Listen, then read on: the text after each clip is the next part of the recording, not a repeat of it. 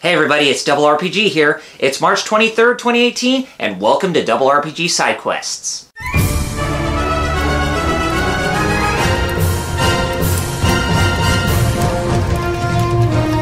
I'm sure you all are familiar with the game Monster Hunter World, which is already released on the PlayStation 4 and the Xbox One, and is slated for release on PC this fall. The game itself has garnered just tremendous amounts of reviews, and it's managed to garner tremendous amounts of sales for Capcom, and is Capcom's best-selling game of all time right now. So, the best-selling game for the company of all time at this time, and surpassing many others within their huge catalog of IPs, whether they be Street Fighter, Resident Evil, Mega Man, Devil May Cry, anything, you name it. They've been doing really well with the Monster Hunter series, and Monster Hunter World is definitely no exception. And speaking of Monster Hunter World, some people at Capcom, the producer of the Monster Hunter series, Ryozo Sugimoto, has appeared at GDC 2018 along with some other people, which I will be talking about in the topic, which is going to be discussed in this video. They appeared at GDC 2018 to give off some prototype images of Monster Hunter World's initial development before they managed to get a vision and what they wanted to do with getting progress speeded up for this development. So anyway, let's go ahead and pull up the news bit here, and I will talk to you all about it. And this is courtesy of Siliconera too, by the way. Monster Hunter World director Yuya Tokuda and senior manager of global production Peter Fabiano appeared on stage at GDC 2018. Oh, I thought that Ryozo Sugimoto appeared at GDC, but I guess not. But anyway, Monster Hunter World director Yuya Tokuda and senior manager of global production Peter Fabiano appeared on stage at GDC 2018 for a presentation on how the development team tailored the gameplay changes for this iteration through a prototype of the game. This iteration meaning Monster Hunter World through the Monster Hunter series. When Monster Hunter World development was just beginning, senior producer Ryozo Sugimoto provided two missions for the title to achieve: create a next-gen Monster Hunter for home consoles, and create a Monster Hunter game that both Japanese and international players will enjoy. And they most certainly did, and it most certainly got me really, excited to play it too when I first got my hands on it back in January. Anyway, next, Tokuda and Fabiano showed off the storyboard and concept art for the prototype. It was revealed that the scout flies in the slinger were conceived from the original concept. Using the concept art, a prototype was created. In the prototype, the hunter starts off in a dark forest, which eventually became the basis for the ancient forest. After pushing past the trees, the hunter swats away a spider web that sends the spider scuttling away. There were also small lizards climbing about as well. One of the purposes of the prototype was to test out how dense of the living, breathing environment they could make by placing these small creatures. The team was really proud of creating animations for even these smaller animals. A dark cave with scout flies in the environment as the only light sources was also created to see how much of a feeling of exploration could be achieved. Although the atmosphere created was great, gameplay suffered due to the darkness, so the caves were made to be more brighter in the final game. Furthermore, the team tested out how much hunting could be done just by using the environment without using the weapon at all. Later in the footage, the Anjanath appeared to chase the hunter. According to Tokuda, in previous Monster Hunter titles, the routines for movement were such that monsters would get stuck between the trees. Using the prototype, the development team customized the tech to allow monsters to move around without getting stuck. The mounting feature was also tested out on this Anjanath. With the increased action elements to the mounting feature, they later tested out having a recovery option available if requirements were met that made it into the final game. While the previous screenshots come from a prototype based on the engine created for Monster Hunter World, Tokuda and Fabiano then revealed that there was an earlier prototype using the existing engine from previous game, and showed off footage from it. The footage started off with the hunter running away from an Anjanath. By using the slinger, he managed to get away. At this point, Tokuda explained, "You spent so much time with the boss battles in Monster Hunter, so we tried to utilize a broad number of methods to have a good variety and keep a good tempo going." That was how they came to realize the game's most ambitious change, which was using the environment.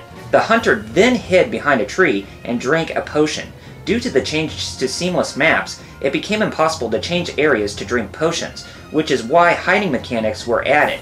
However, it would be incredibly easy to trap the monster in a loop if hunters were able to hide forever, so the development team made it so that the monsters will eventually find out the player's position. Then came a scene using the environment, a river for this instance, to push away Anjanath. Just as the hunt seemed like it was about to end, a Lagiacrus appeared and attacked the Anjanath. Lagiacrus was added to test out the turf war mechanic, and in fact was the actual target of the hunt. This was why the hunter didn't use his weapon to fight the Anjanath at all. The prototype footage ended with the hunter pulling out his weapon against the roaring Lagiacrus. Despite the footage, the Monster Hunter World developers stated clearly that Lagiacrus will not appear as any of the following monster updates. This was because there were too many technical issues in creating new motions and animations for the Lagiacrus. However, the results of the test with Lagiacrus still remain in Monster Hunter World, as it was shown in the footage that parts of the Earth was upheaved as it swam. It was meant to be a sign that the Lagiacrus was about to appear, but it was also meant to test out how monster movements could change the characteristics of the ground to allow for things such as jump strikes. This made it into the final game for monsters such as Giratotus. According to Fabiano, using the prototype allowed the staff to easily understand the goals of development and increased the quality and speed of the game development. After the presentation, a Q&A session was held, and here are the highlights from the Q&A session. There were several aspects that were added even though they expected there would be criticism for it, one of them being the addition of damaged numbers. They felt that the Japanese user base would not welcome the change, as up until now, players had to judge for the reaction of the monsters, but after focus testing with Western players, the feedback was that they wanted to see something immediately. They also made it possible to turn off in order to appease Japanese players. The prototype gameplay was completed in about a year, and the graphics test took about half a year. Furthermore, all of the shown footage was done in gameplay. The prototype was created by a team of around 50 to 70 people. A lot of the dev team members like cats. When designing monsters, they design it around a motif, such as a bulldozer. However, having said that, they had to then go back and make sure it fit in the living, breathing environment. They didn't do any playsets for the Japanese domestic audience, as they could do it within the company, and obviously as a Japanese team, they had the same sensibilities. For overseas, they had 2 playtesting opportunities, one in the US and one in the UK. They also got feedback during conferences and events such as Gamescom. As they predicted that there would be many people playing Monster Hunter for the first time, they decided to make the setting a new continent where everyone started with only the same amount of basic knowledge. In order to show the theme of an ecosystem, the story starts with the hunter being chased through the environment before the research commission is introduced. They wanted to have more new monsters which were adapted to the environments in the new world, so they created new monsters for each new environment. Tokuda had to speak to the entire dev team every day in order to reach the quality of the prototype, as his vision wasn't being conveyed well enough just speaking to the team leaders. In order to create a living world, they had to think of a food pyramid, which would be at the very bottom, and what would be eating the thing at the very bottom, etc. Although the world is still structured around these large monsters, they also added in a lot of smaller environmental creatures to present a dense world. And finally, the game design team first thought of the level curve, what they wanted players to experience, the number of monsters, and other elements. They would then place that within the food pyramid to figure out what monster that would be, then leave it to the artist to present concepts.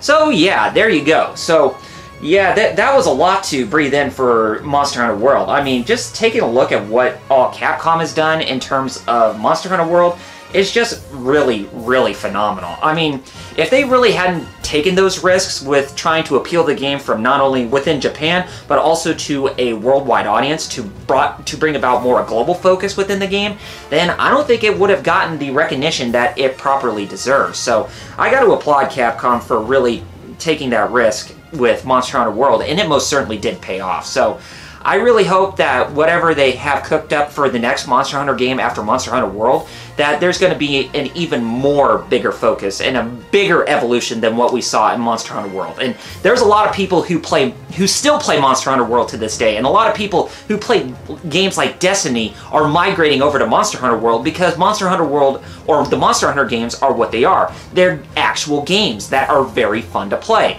They have a basic concept, like, you know, hunting monsters. You go, face those monsters, hunt them, and bam! You know, get rewarded for all your hard work.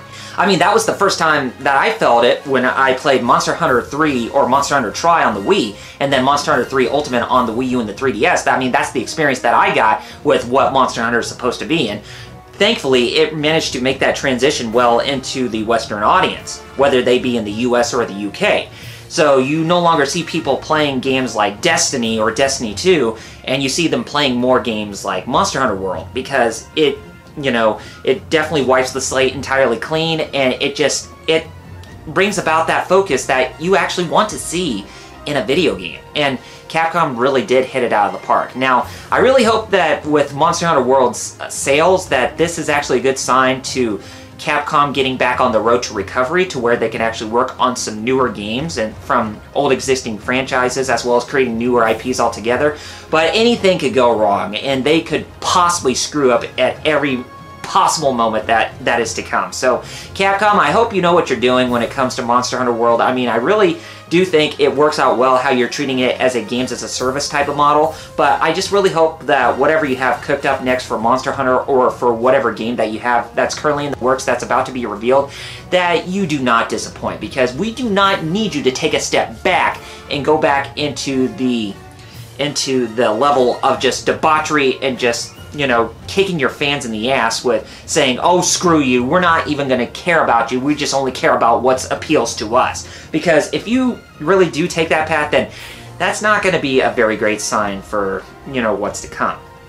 But hopefully with Monster Hunter World doing well in sales, as well as getting a lot of people interested in wanting to play the game, hopefully this is the road to recovery that you desperately needed. So let's just hope, you know, for the best. But anyway, let's go ahead and take a look at the comment from the last, or the comment that I picked out from the last video, which was, I was talking about CD Projekt Red's 2017 financial earnings, or their 2017 fiscal year results. And this is what one of the people who had to comment had to say. And this one, it actually comes from a new user who goes by the name of Julio Cesar Silva. And this is what he said. I think CD Projekt Red should remake the first and second games with the Witcher 3 engine. Witcher 1 is very bad, and the second one is too linear.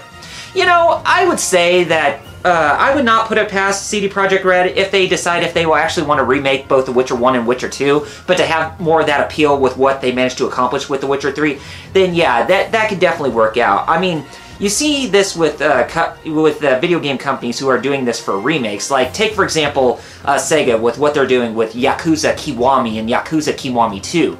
They're, especially with Yakuza Kiwami 2, how it's using the engine for the upcoming Yakuza 6, and it actually presents itself more as a next generation game, but to appeal to a lot of people who still play in the realm of high-definition gaming, who may not have known anything about Yakuza in the past. I mean, for me personally, Yakuza Kiwami is what got me into the Yakuza series, and I still play Yakuza Kiwami every now and then, and I am definitely looking forward to Yakuza Kiwami 2 when it releases. So, you know, if companies did that type of approach with their games, and I think even someone like Nihon Falcom does that, especially when it comes to the Ys games, which, of course, with Ys 4, Memories of Celceta releasing on PC coming up this summer, with how they're doing remakes of their old games, and even with Intelligent Systems, how they're doing remakes of the Fire Emblem games, the old ones, for on newer generations of hardware, then yeah, I would definitely say them taking the chance of using those assets, or those